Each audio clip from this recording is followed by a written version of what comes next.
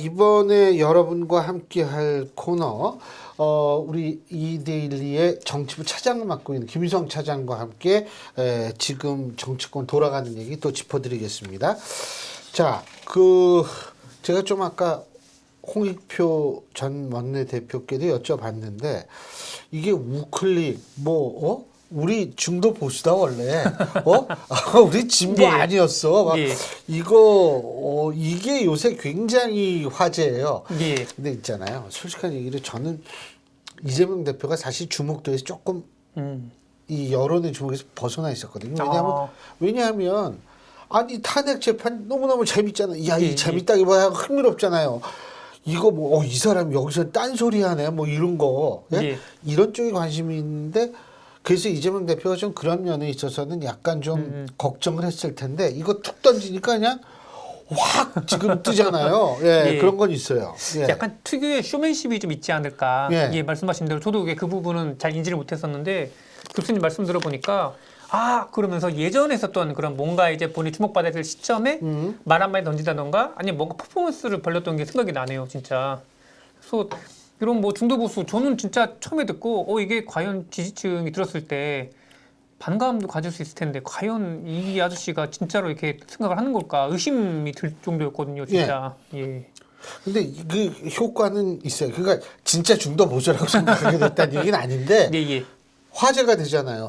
그 돌아가신 김영삼 전 대통령께서 옛날에 뭐라고 얘기를 하냐면, 정치는 자기 부거 빼놓고는 다 그냥 사람 위에 오르내리고 신문에 나고 이러는 게 좋다라고 얘기를 했는데, 그런 차원에서 볼 때 성공한 거죠.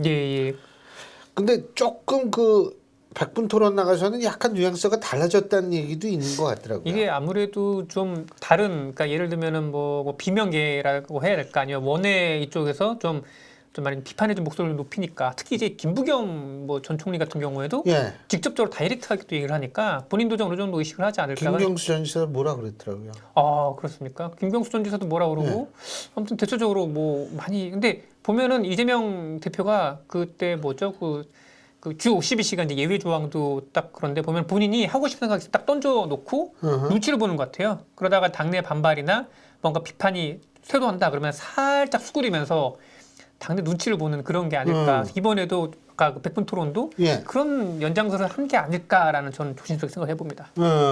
근데 어쨌든 중도 보수론 꺼낸 거 이거 중도 층수 좀 잡고 이런 거 아니겠어요? 맞습니다. 실제로 이게 중도층 최근 MBS 조사 같은 경우에도 보니까 제가 살짝 봤는데 중도에서 확실히 그 1년 사이에 이재명 대표를 지지한다고 대답한 비율이 확실히 많이 늘고 긍정 우위가 돼 있더라고요. 그래서 이게 어느 정도 우클릭이 좀 효과가 있는 게 아닐까라는 생각을 합니다. 그리고 또 다른 효과가 뭐가 있을까요? 게다가 좌파 이미지 불식인데요. 이게 잘 아시겠지만 이재명 대표하면은 기본소득, 무상 이런 이슈 등으로 많이 이슈몰이 하지 않았습니까? 게다가 이제 국민의힘 쪽에서도 이제 그 좌파 포퓰리스트로 대표적인 인물로 이제 이재명 대표를 들었는데, 이런 거를 좀 약간 퇴색을 좀 시키는 게 아닐까 싶고, 그 다음에 본인이 경제 지도자 위상을 많이 구축을 하려고 했던 노력이 있는 것 같아요. 근데 실제로 교수님은 많이 이재명 대표를 보셨겠지만 저도 전 많이 안 봤어요.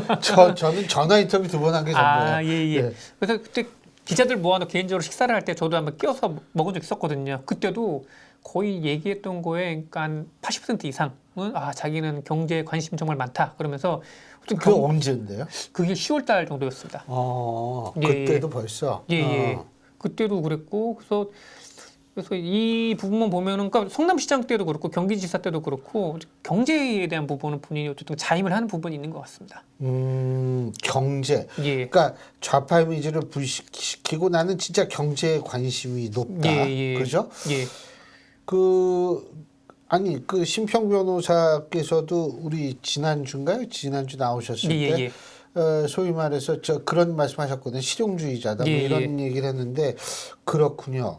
근데 그거 말고 또 본인을 둘러싼 여러 가지 좀 부정적 이미지를 불식시키려는 효과도 노렸겠죠. 제가 이렇게 말씀드려도 될까 모르겠지만 송동격서를 정말 잘 활용하는 게 이 대표가 아닐까라는 생각이 드는데요. 이게 특정 본인한테 불리한 이슈가 있으면 다른 이슈로 해가지고 뭔가 이제 그걸 덮어 나가는 경향성을 제가 예전에도 몇 번 본 것 같긴 하거든요. 아 원래 근데 그거는요 뭐라고 얘기할 수가 없어요. 정치 전략이 원래 그렇거든요. 예, 그래서 사법 리스크를 덮기 위한 거 아니냐. 그래서 예. 2심 선고가 뭐 앞으로 좀 나오게 되는데 이제 이 대표에 대한 공사가 집중된다라고 하면은 그 당내 비명계와 지지층 사이 불안감이 좀 높아질 수 있지 않겠습니까? 근데 이런 논쟁거리가 되기 전에 다른 화두, 경제나 아니면 우클릭 화두를 던져서 이제 거기에 이제 사람들이 이목이 쏠리게 말하는, 그리고 또 본인 입장에 봤을 때도 차라리 보수 진보 논쟁이 나에 대한 사법 리스크에 대한 논쟁보다는 더 유리하고 괜찮지 않을까.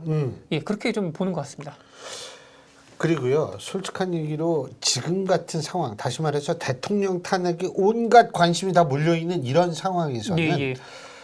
웬만한 충격 던져가지고는 존재감을 부각하기 어렵거든요. 예, 예, 예. 그러니까 우리가 원래 중도였어? 중도 보수였어? 이거 굉장히 충격이잖아요. 예, 예. 전 그런 면에 있어서 전략적으로는 아주 잘했다. 그러니까 이거를 뭐 예를 들면 말이에요. 뭐 이게 뭐 진짜 뭐냐 당신네 왜 이런 거 그 뭐 노란 뭉터 왜 있어 이렇게 따질 필요가 없는 거예요. 예. 근데 여기에 대해서 시리어스하게 받아들이는 쪽이 민주당 내에 있죠? 예, 예, 예. 그러니까 뭐 김부겸 전 총리 아까 말씀드렸고 이인영 의원도 그렇고 박강원 전 원내대표도 그렇고 양기대 전 의원이 요새 활동폭을 넓히고 있는데요. 예. 대표로 비명계가 이렇게 유구한 민주당의 전통과 역사를 무시한 처사다. 그리고 뭐 이제 이인영 의원 같은 경우에도 왜 우리 자리를 놔두고 다른 자리를 잡냐 이렇게 좀 비판을 하고 있는데, 오늘 그래서 안 그래도 이제 그 오늘 원내 정책 조정 회의가 끝나고 원내 대변인이 브리핑을 했었거든요. 그래 이렇게 많은 논란이 있고 많은 얘기가 나오는 것도 건강한 민주당의 한 모습이다라고 잘 또 포장을 하더라고요 또. 예. 아니 왜냐면 아니 사실 이재명 대표의 민주당이라는 얘기가 많잖아요. 예, 예.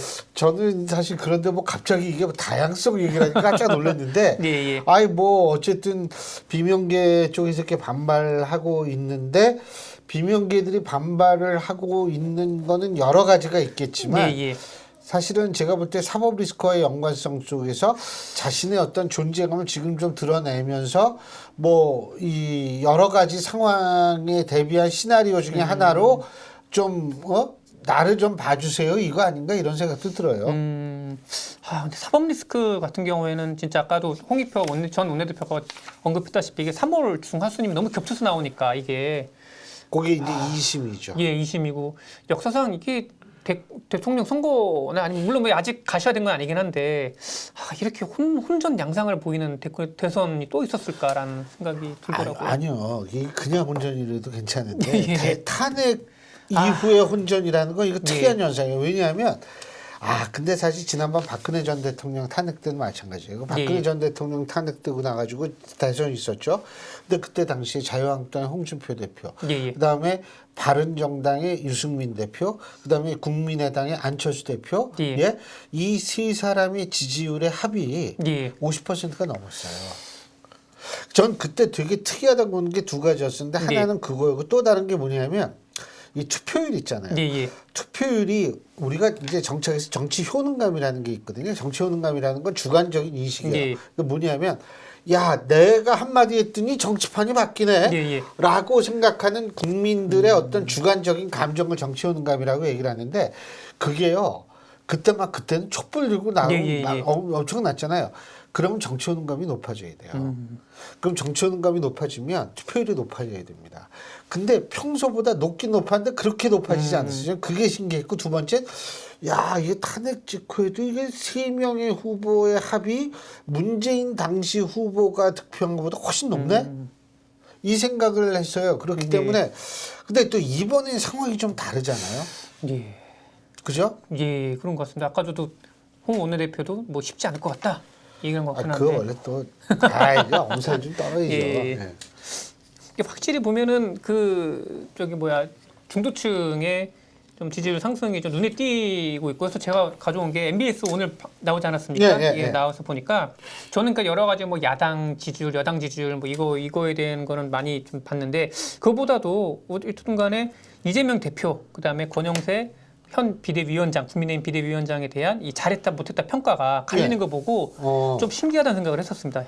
그래서 그거 이재명 대표는 잘했다가 높아요?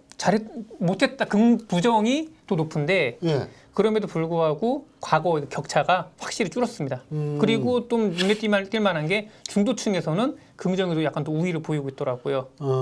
근데 반면에 권영세 비대위원장 같은 경우에는 뭐 전 연령대, 뭐 이념을 다 떠나서 전반적으로 전부 다 부정적인 평가가 높고 그래서 여기 보시면 나오겠지만은 이념 성향별로 봤을 때 이게 부정평가가 57% 나왔고 그다음에 긍정평가 36%. 그러니까 권영세 국민의힘 비대위원장에 대한 평가가 보수 응답자에서마저도 이렇게 좀 부정평가가 높게 나왔다. 그래서 저는 이거 보고 좀 약간 좀 특이하다라는 생각을 했었습니다.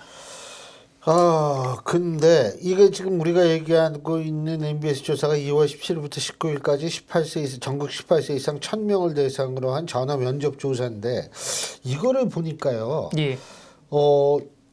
이게 좀 오르락내리락하거든요. 사실은 예. 이게 뭐 1, 2% 가지고 이거 왜 이렇죠? 이렇게 얘기할 이유는 없는데 예. 이재명 대표의 어떤 그 적합도, 차기 대통령 적합도는 조금 떨어진 것 같네요. 31%, 예. 뭐 30% 이렇게 돼 있는데 탄핵은 또 파면에 대고 52%. 지난주 MBS 조사가 제 기억으로는 58 정도 나왔을 거예요. 7이나 8. 그러면 이거는 또 줄고 이렇게 되는데 이거 똑같아요. 탄핵을 기각해야 한다는 똑같아요. 예. 근데 이거는 좀 줄었는데 또 이거 줄은 거 왜 줄었냐? 이거는 뭐 제가 볼 때 오차범위 내의 범위는 그렇게 우리가 아주 심각하게 받아들일 필요는 없는데 저는 사실 제일 좀 그런 게 제가 오늘 오전에 국민의힘 그 비대위원들 대상으로 이제 발제를 하고 왔는데 궁금했습니다. 제가 그런 얘기를 했어요. 이게 공당이면 미래의 다양한 시나리오를 설정을 해서 그 시나리오대로 플랜 A, 플랜 B 이런 거를 좀 만들어 놔야 된다. 근데 플랜 A는 뭐냐면 아니 여러분들이 탄핵에 반대하면 만약 기각이 됐을 때 탄핵이 그래서 대통령이 복귀했을 때의 시나리오에 대비하는 대비책이 필요하다. 뭐 국민들은 좀 불안하게 생각할 거거든요. 그러면 국민들의 불안감. 왜냐하면 대통령이 그 엄청난 놀랍게 한 계엄령을 한 거기 때문에 그런 그 불안감을 어떻게 해소할 것인지 구체적으로 지금부터 좀 안을 내놔야 된다. 예? 무조건 뭐 탄핵에 반대한다 이렇게 얘기할 게 아니고 그 탄핵이 인용이 된다면 그러면 지금 탄핵에 반대했던 이미지를 어떻게 빨리 바꿀 수 있느냐 이게 문제다. 스스로 퇴로를 차단한 게 아닐까라는 생각이 양쪽 다 차단한 것 같아요. 그래서 저렇게 갈 수 그러니까 선거공학적으로 봤을 때 저러면 될까라는 생각을 하게 됩니다. 진짜. 제가 솔직히 오늘 가서 그랬거든요. 제가 모르는 뭔가 있는 거 아닌가 이런 생각까지 해봤다고. 왜냐하면 사실 저도 정치 이거 오래 봤는데 좀 되게 생소하더라고요. 지금 하는 방식이. 예. 그리고 이게 그 아까 홍익표 원내대표도 말씀을 하셨지만 이게 중도층 퍼센테이지가 몇 퍼센트인지 이게 중요한 게 아니거든요. 이들 중에 몇 퍼센트가 투표장에 갈 거며 이들의 선택이 어떻게 되느냐에 따라서 양쪽 진영이 거의 비슷비슷하니까요. 그래서 중요한데 야 이거 중도층에 어필할 수 있나 이런 생각이 드는 것도 사실이에요. 저는 이번 평가에서 근데 이재명 대표랑 권영세 비대위원장 같은 선상에 놓고 이게 비교하는 거 약간 의아하긴 했거든요. 이거 좀 사실 좀 급이 다르죠. 급이 다르죠. 굳이 비교할 필요가 있을까라는 생각이 들긴 해요. 아무래도 이게 이재명 대표에 대한 직무상 평가를 하다 보니까 좀 약간 짝을 맞추기 위해서 권영세 비대위원장을 넣은 게 아닐까라는 생각이 좀 드는데 어떠십니까? 뭐 왜냐하면 둘이 당대표급이니까 이제 그렇게 되는 건데 글쎄요. 뭐 지금 비대위 체제가 일단 대선까지는 가는 거 아니겠어요? 그 대선 이후에 이제 어떻게 바뀔 것인가 이런 부분인데 지금 모르겠어요. 저는 근데 정당 지지율은 또 뭐 3%포인트 차이 나네요. 국민의힘이 위네요. 약간 또 벌어졌습니다. 근데 이 정당 지지도 하고 탄핵 인용해야 복귀시켜야 된다 하고 2%포인트 차이 나니까 이게 거의 비슷한 거거든요. 그런데 선거라는 게 자기네만 가지고 할 수 있는 건 아니잖아요. 그래서 그런 것들 근데 이게 사실 그래요. 지금 여기 요번 조사에서는 소위 말해서 정권 교체의 필요성, 당위성 이게 없는 것 같은데 정권 교체의 당위성도 엄청 높아요. 정권 교체해야 된다. 근데 이재명 대표에 대한 지지율은 그거에 훨씬 못 미쳐요. 예. 그러니까 이게 지금 굉장히 여론이 이렇게 보면 이게 굉장히 좀 논리적으로 설명이 불가능한 일들이 많이 나와요. 교수님마저 이러시면 아니 진짜요, 진짜. 그래서 예, 야 이거 진짜 근데요. 예. 언론인이시잖아요. 예. 제가 좀 꼭 부탁드리고 싶은 게 예. 있어요. 어떤 겁니까? 탄핵 결과가 네. 오늘이 2월 20일이니까 빨리 나오면 한 달 정도 후쯤 나올 거예요. 한 달 좀 못 예. 이겨. 근데 어떤 결과가 나올지는 모르는데 어떤 결과가 나오든 꼭 좀 이 뭐라 그러나 이 상대에 대한 증오심을 가져서는 안 돼요. 정치에 예. 어떻게 증오가 있습니까? 그리고 예, 예. 이것이 폭발할 수 있는 상황을 우리가 만들면 안 된다는 예. 거죠. 그렇게 되면 내전 상황 가는 거 아닐까요? 진짜? 아유, 예. 그 내전 모르겠습니다. 이게 예. 굉장히 혼란해지고 좀 우리가 절대로 겪어서는 안 되는 두려운 상황이 될 수도 있어요. 예, 예. 어느 쪽이 되든 우리는 정치라는 걸 적과 동지의 개념으로 바라볼 수는 있지만 실제 적이 아니라는 생각을 가져야 되거든요. 예, 예. 그래서 좀 그런 것들을 좀 잘 좀 다독였으면 좋겠어요. 뭔가 구심점이 좀 있어야 될 것 같긴 한데 참. 구심점도 물론 중요하죠. 구심점도 중요하고 이거 근데 이게 요새 뭐 우리 사회에 어른이 없잖아요. 그리고 예, 사회 예. 제도에 대한 신뢰도 없어졌어요. 물론 그 제도에 대한 신뢰 깎아먹은 건 여야 공개 책임입니다. 예, 예. 대통령이 나서서 계엄령한 거 이것도 제도에 대한 신뢰를 깎아먹은 거고 예, 예. 그리고 그 이전에 예를 들면 법은 지키되 법 제정의 취지는 어긋난 행동을 했던 네. 민주당도 신뢰를 깎아먹는 거고 그래서 이거 어쨌든 그건 그거고 지금 우리가 최대한도로 조심하고 막아야 될 건 더 큰 네. 뭐이 탄핵 심판 결정 이후에 좀 굉장히 혼란스럽거나 좀 우리가 아주 우려할 수 있는 상황이 안 벌어지는 거 이게 네. 중요하죠. 지나친 헌재에 대한 공격도 좀 약간 자제할 필요도 있지 않을까. 그러니까 좀 오버했어요. 예, 지적을 할 필요는 분명히 있기는 하는데 뭐 인신 공격적으로 하는 거는 예, 그리고 또 가짜 뉴스 가지고 그렇게 예, 하는 경우도 그거는- 있잖아요.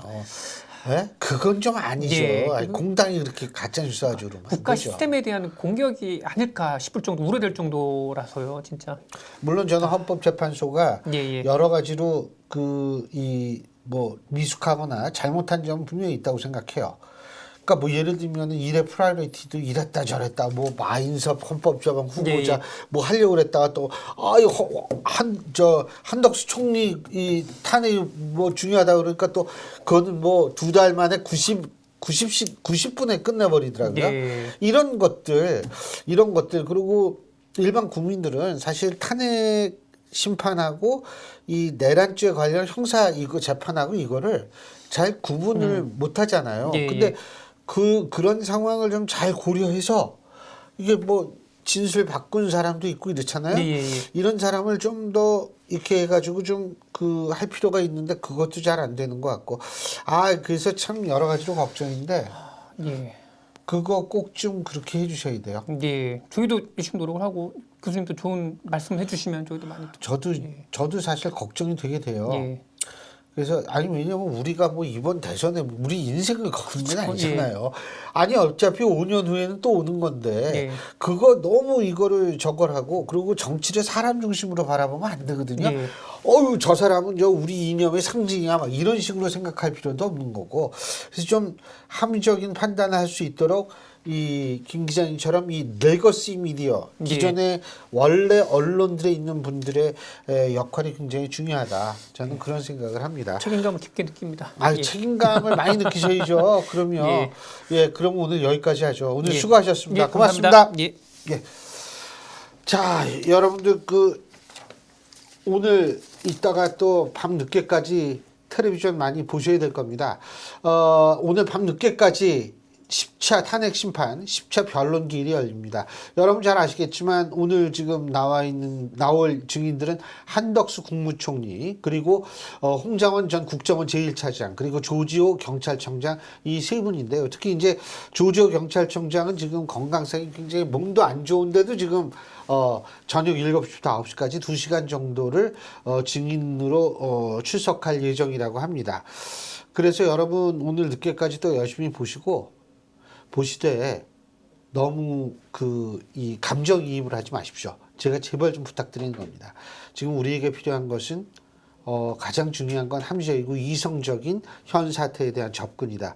여러분 이렇게 좀 생각해 주시기를 부탁드리겠습니다. 저는 다음 주 이 시간 여러분 다시 찾아뵙죠. 고맙습니다.